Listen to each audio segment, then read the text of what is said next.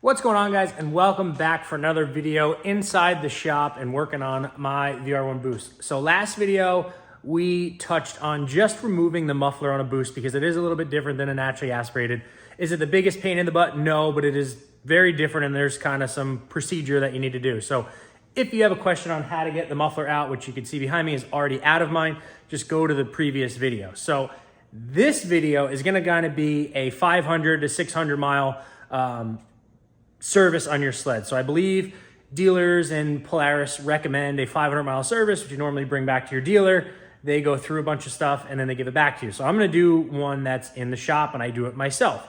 So we obviously have my new boost here, and I have 550 miles on it. So pretty much it's just a once over of everything to make sure that nothing is falling apart. Nothing is kind of crumbling. There's not anything majorly wrong. The biggest part of this service is getting inside this chain case, which was why we had to pull the muffler out.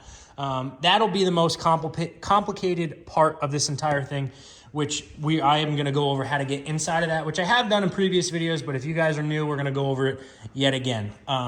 Obviously, a chain case has a chain in it, and after some riding and some miles, they stretch. You need to make sure that everything is looking the way that it should in there. Aside from that, I mean, obviously, always keep your sleds clean, guys. Mine is actually a little dirty right now. I will be washing it once I'm all done with the services. But keep them clean. Again, I expressed this last year. You need to take care of your sled. If you don't take care of your sled and you have issues, well, then you're going to be stranded somewhere, and it's going to be cold and it's going to be snowing. It's not going to be a lot of fun. So take the time to clean it and maintain your sled in your shop so that you don't have issues when you're out in the wilderness. So we're going to start with the chain case here, and then we'll touch on a couple other things that I want you guys to look at. So pretty much to get in this chain case, yes, you have to take the muffler out. We already went through that. You have to take your brake assembly off. So you need to take your caliper. You need to take your rotor off. So pretty much we're going to start with breaking this rotor bolt free. We're going to leave the pads in it. You hold the brake. You break that. It's a 15 millimeter bolt. Just break that free. We're going to pull the pads out, which is just you pull this pin, and then you pull the pads out. We're also going to take this bolt out to give us some more room in there. And then to get the caliper out, you have two bolts. You have this one, and then you have the one, I don't even think I could get it on video. There's one in the back. Very big pain in the butt to get to. The easiest thing that I have found, and I meant to get it out before I started this video, is a swivel head 3/8 socket. So pretty much you got to get it in there. You just got to position it the right way. It's a 15 millimeter bolt, so you want a little shorty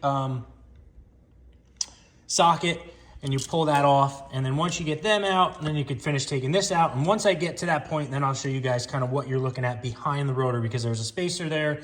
There's an O-ring there, so I will get to that here in a little bit. Now that both bolts and your pads are out, you could just kind of swing that over to the side there somewhere. If I had another hand, I'd probably put it somewhere else. So then it brings you to here. So pretty much you have your bolt. You have, and again, keep these all right side up. You have your bolt. You have your rotor. No spacers or anything on the back side of that. Then you have a spacer here, which I might need to put you guys down to pull out.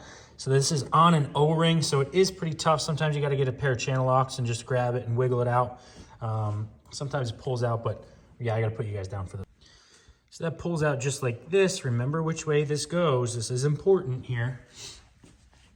Put that down there, and then you'll see an O-ring on your jack shaft. So that's why that spacer was so hard to get out, because it was stuck and suction pretty good on the bearing and that O-ring there. So I'm gonna have to put you guys down again to get that out. Again, it's pretty pain in the butt. You're definitely gonna need two hands to do it.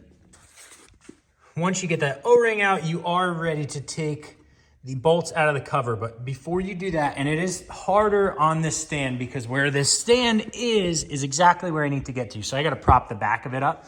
But there is a Torx bolt right there. I believe it's T40. end right there, that's also T40. You need to take that out, because see how the see how the chain case cover sits down in that belly right there?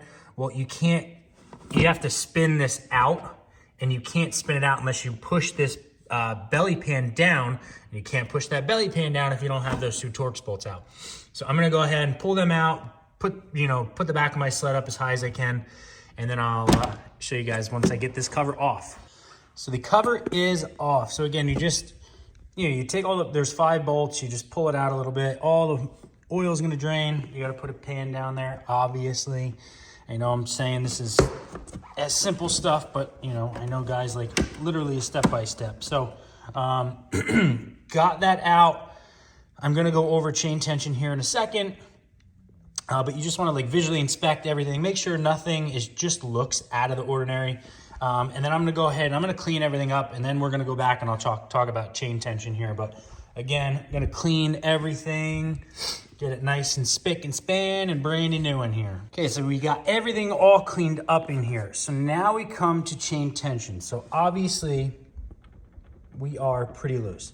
So now the rule of thumb on this is to back off your jam nut, and then this washer, which is not just a washer, it actually has a rubber grommet built into it to keep any oil from coming out. So you have to make sure that that is pulled back. And obviously I pulled the jam nut very far back because I wanted to show you guys. So that, you can see that it's got rubber on it. So pretty much rule of thumb for this is hand tight.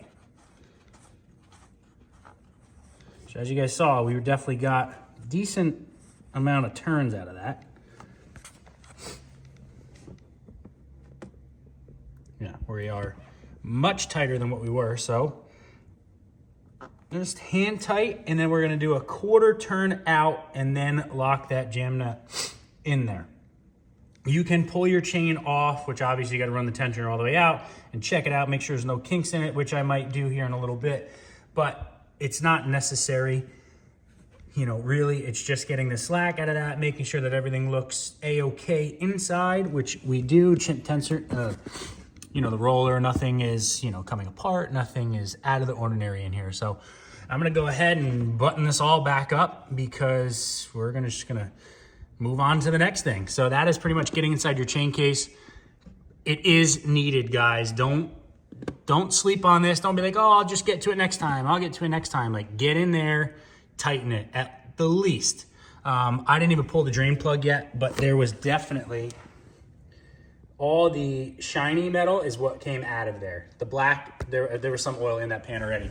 So there's definitely shavings everywhere. So you want to get all that oil out and get some new oil in there and tighten that chain up. So here's the plug out of it. You can see a lot of shavings. I'm going to see if I can do this one-handed here.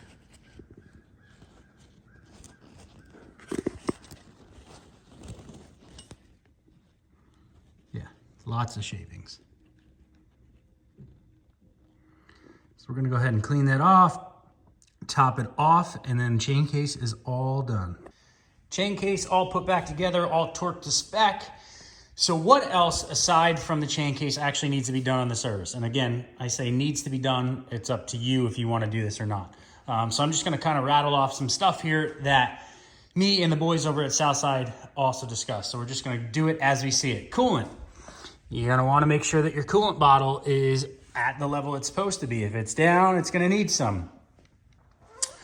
Moving from there, we're gonna go to the front end. And again, this is a visual inspection. So, I personally, and again, I do take, front suspension out and rear suspension out often. So I am touching all these bolts a lot. But if you are someone that doesn't, you do. It's gonna take you 10 minutes to nut and bolt this whole sled. So put a wrench on every single one of the bolts. Just make sure that they are still tight.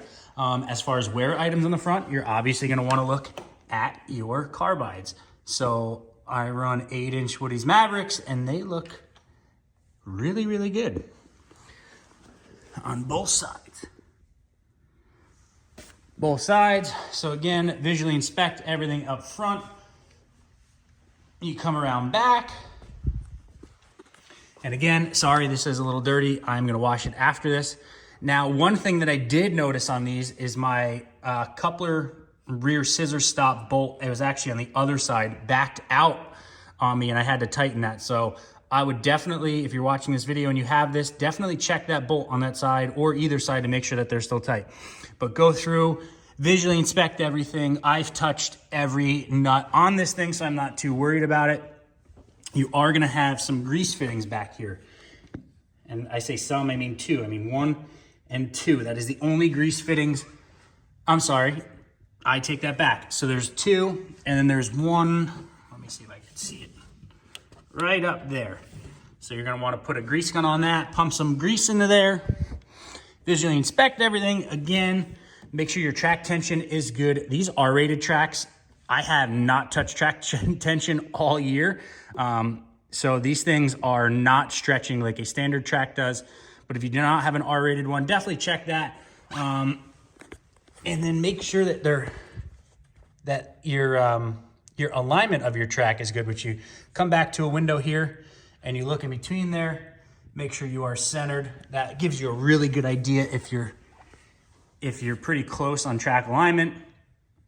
Again, for measurement, I believe it's 18 inches off the center line of the rear. Give it 10 pounds of pressure, and it's supposed to be a specific measurement. I should know that off the top of my head, but I don't right now. You know, check your bolts that hold your skid in. Again, I've already touched them. You know, and it really is, it's a visual inspection. And then another big thing, which I'm gonna move this over here, is your clutches. So these things take a beating, as you know. They get dirty, your belts blow belt dust all over the place, gets in all these crevices, and eventually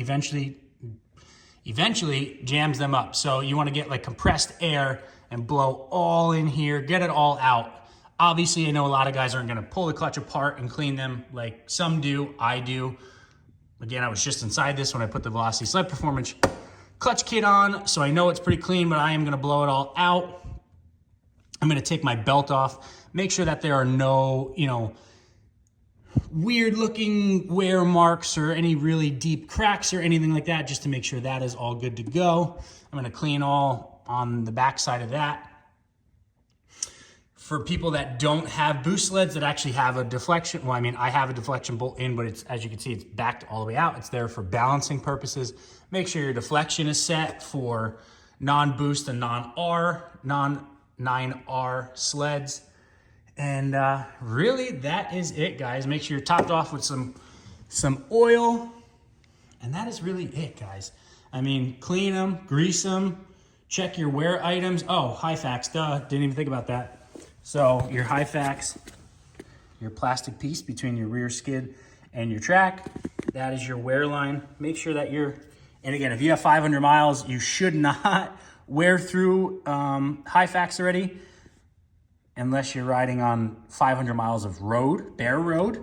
But, you know, that is your wear line. Just make sure that they look good all the way through. So that is really it, guys. I mean, you can throw a set of plugs in if you want. Just obviously 500 miles, you should be at a break-in. So now you're out of the extra oil, you're out of the extra fuel. So you like to just throw a new set in there just to make them new and happy. You could do that. But that is really it, guys. I mean, I'm gonna throw this exhaust back on here. This is just all miscellaneous stuff. It's not really any stuff that you guys need to see. So I think that is where we're gonna end this video off, guys. I hope that helps you guys, you know, get pointed in the right direction of what you really look at when you're going through a sled and what your dealer goes through when they're looking at, you know, when you bring your sled in for a 500-mile maintenance. Big thing is chain case for sure, clutches, coolant, everything that we already went over. But that is going to do it for this video, guys. I know that I've done something like this before, but, you know, we have 2,000, 3,000 new people here this year. So I wanted to go over that. A lot of guys had questions about how to get into the chain case, but that is going to do it, guys. Make sure to like, make sure to subscribe, and I will see you guys in the next one.